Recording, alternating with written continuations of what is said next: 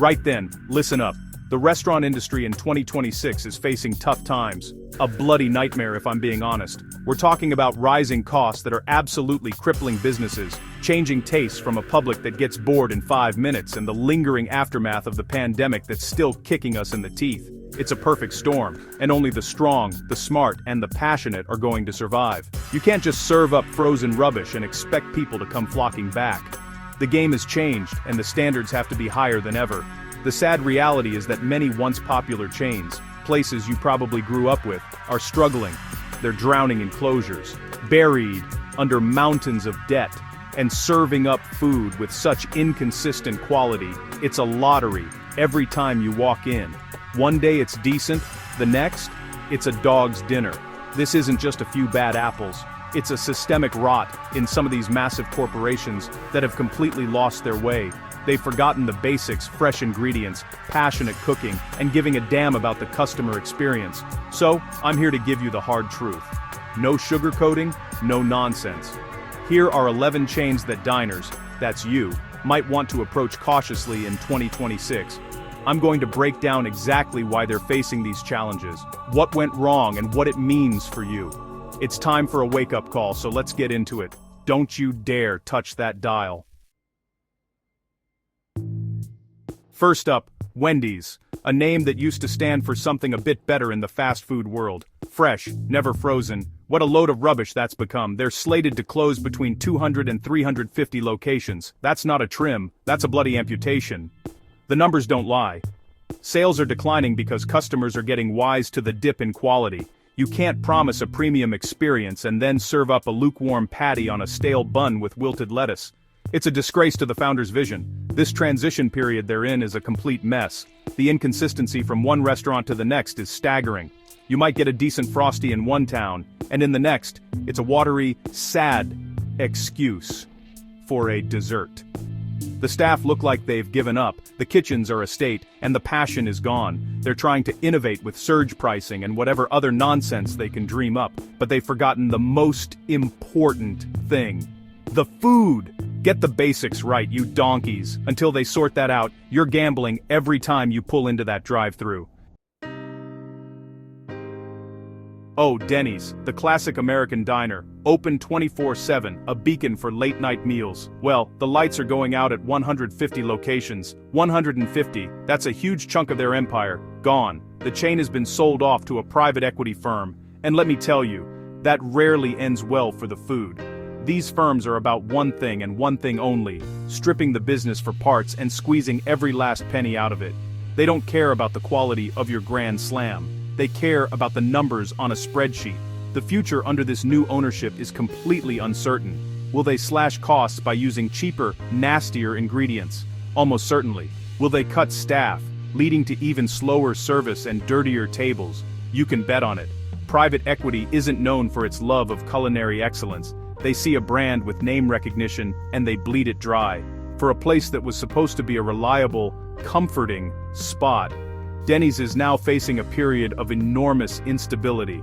It's a gamble, and frankly, I'm not sure the odds are in the diner's favor. Noodles and Company. What a concept on paper, right? A world of pasta dishes, served up quick, but in reality, they are completely tangled up in their own mess. They've been closing stores for years, and it hasn't stopped. It's a slow, painful bleed. They can't seem to figure out who they are, or what they want to be.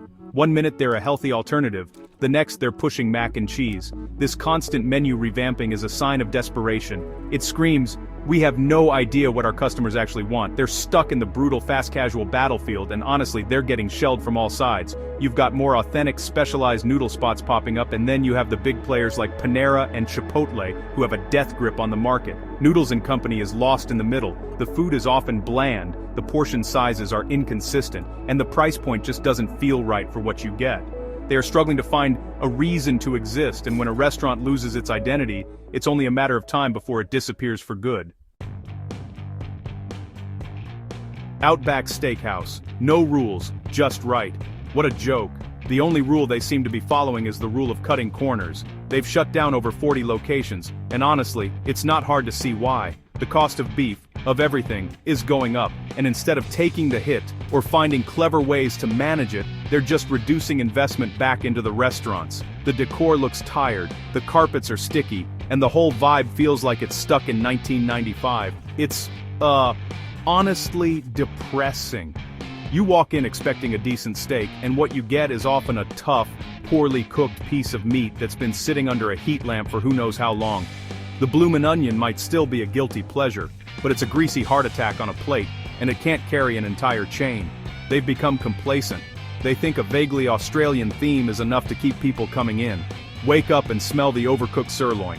Diners are more sophisticated now. They want quality, and Outback is failing to deliver it. It's lazy, and in this industry, lazy gets you killed. Now, let's talk about Boston Market. This isn't a struggle, this is a full-blown 5-alarm fire, a complete catastrophe. The contraction of this chain has been absolutely dramatic. We're talking about a company that once had over 1,200 locations now barely clinging to life, with a tiny fraction of that. They've been sued for unpaid bills, they've had locations seized by landlords. It's a financial car crash in slow motion. The financial strain is so severe, it's a miracle they have any doors open at all.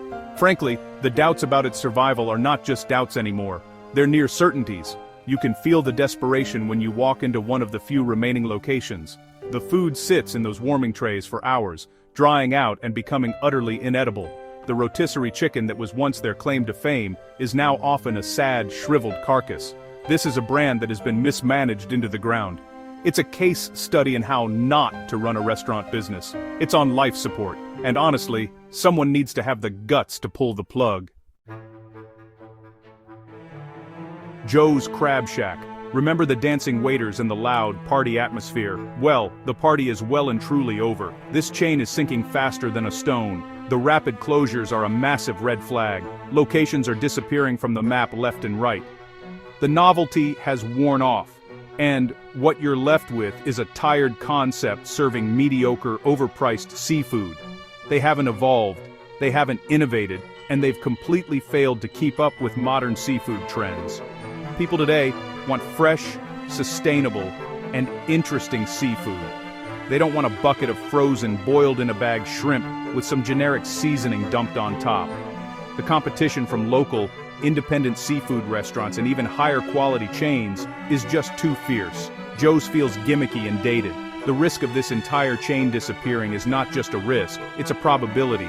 It's a seafood restaurant that forgot the most important ingredient. Good, fresh seafood. What a surprise it's failing. Unbelievable. TGI Fridays. It used to be the place you'd go to kick off the weekend. Now it just feels like the place where fun goes to die. Their presence in the United States is shrinking at an alarming rate. Store closures are piling up as the parent company has filed for bankruptcy.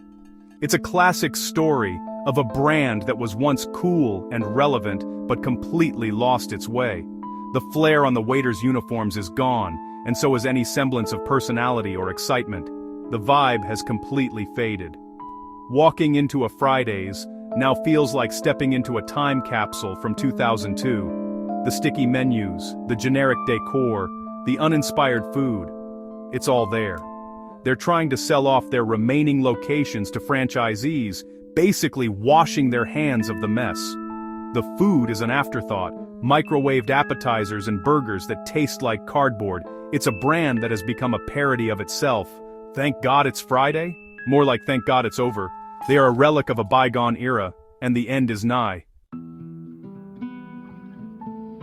Bertucci's, a tale of repeated failure. This isn't their first rodeo with financial disaster. They've been through multiple bankruptcies. It's like a chef who keeps burning the same dish over and over and can't figure out why. They built their name on brick oven pizzas, a concept that was unique decades ago, but is now everywhere. Every corner pub and trendy bistro has a brick oven. Bertucci's lost its unique selling proposition, and they've been floundering ever since. They've tried to pivot, attempting to launch fast casual spin-offs and other desperate moves, but none of it has stuck. It just creates more confusion about what the brand is supposed to be. The core restaurants are suffering, with many closing down for good. The ongoing threat of complete collapse is very real. When you've declared bankruptcy more than once, it tells you there's a fundamental rot at the core of the business model. You can't just keep restructuring debt. At some point, you have to serve food that people actually want to pay for. They've been burnt one too many times. Long John Silver's. Good grief. A fast food seafood chain is a tough concept to begin with, but they've made it look impossible. They've closed over 150 locations, and the ship is still taking on water. They are completely lost at sea. They tried to rebrand, to modernize their look and menu, but it was a total flop. You can put lipstick on a pig, but it's still a pig. Changing the logo and the color of the walls means nothing when the food is still the same greasy fried batter with a tiny piece of fish hidden inside. They're struggling massively against modern health trends. People are more conscious than ever about what they're eating. They want fresh, grilled, healthy options. Long John Silver's entire business model is based on deep frying everything in sight. It's a relic from a time when nobody cared about trans fats or calories. Trying to add a piece of baked cod to the menu isn't going to save you. The brand feels ancient, the food is unhealthy, and younger generations have absolutely no connection to it. They are sailing straight into oblivion. Pizza Hut, a giant of the industry, a name everyone knows, but giants can fall. They have completely lost their relevance in the modern pizza wars. For years the focus has been on delivery, and they've been absolutely crushed by competitors like Domino's and Papa John's, who built their entire business around technology and fast, reliable delivery. Pizza Hut, with its legacy of red-roofed dine-in restaurants, was left in the dust. Those restaurants are now liabilities, not assets. The quality has taken a nosedive. The pizzas are often greasy, the toppings are sparse, and there's a general feeling that they're just phoning it in. The brand that once innovated with things like stuffed crust is now just following trends, not setting them. They're trying to compete on price, but that's a race to the bottom that sacrifices quality. When you're no longer the best, the fastest, or the cheapest, what are you? You're irrelevant. And for a pizza chain, that's the kiss of death. And finally, Chipotle. Now hold on, before you start shouting at the screen, let me add some big bloody caveats here. Chipotle is not going out of business, but they are on this list for a very specific reason value. They've closed around 75 underperforming locations, which is a sign they're not immune to problems. The bigger issue is the relentless rise in their costs. The price of a burrito bowl has crept up and up and up, and customers are starting to notice. Big time. The value proposition that made Chipotle famous, high-quality ingredients for a reasonable, fast casual price, is diminishing. For price-sensitive diners, it's becoming a luxury, not a regular lunch spot. When you can get a similar meal elsewhere for a few dollars less, people start to rethink their choices. The constant nickel and diming for extra guacamole or queso adds to the frustration. They're testing the limits of what people are willing to pay, and in a tough economy, that's a dangerous game. They're still a powerhouse, but they're walking a tightrope, and they need to be very, very careful not to fall. So, there you have it. A sobering look at the battlefield of the restaurant industry. The struggles of these chains, from Pizza Hut to Outback to Denny's, aren't isolated incidents. They reflect the massive, industry-wide trends that are shaking everything up. We're talking about rising costs for ingredients and labor, preferences that are changing faster than ever before, and the desperate need for these old, tired giants to adapt or die. You can't just keep serving the same old rubbish and expect to survive. The world has moved on. The lesson here is simple. Passion, quality, and innovation are not optional. They are the bare minimum for survival. The moment a restaurant becomes complacent, the moment it prioritizes spreadsheets over the food on the plate, is the moment the countdown to closure begins. The customer is not an idiot. They can taste the difference between fresh and frozen, between passionate cooking and lazy, cynical cost-cutting. These chains are learning that lesson the hard way. My advice to you: if you have a fond memory of a bloomin' onion or a Grand Slam, if you're craving a favorite dish from one of these spots, it might be wise to visit soon. Go and see for yourself. But don't be surprised if it doesn't taste the way you remember. Many of these locations are on borrowed time, and it might be your last chance before even more of them disappear for good. Now get out of my kitchen.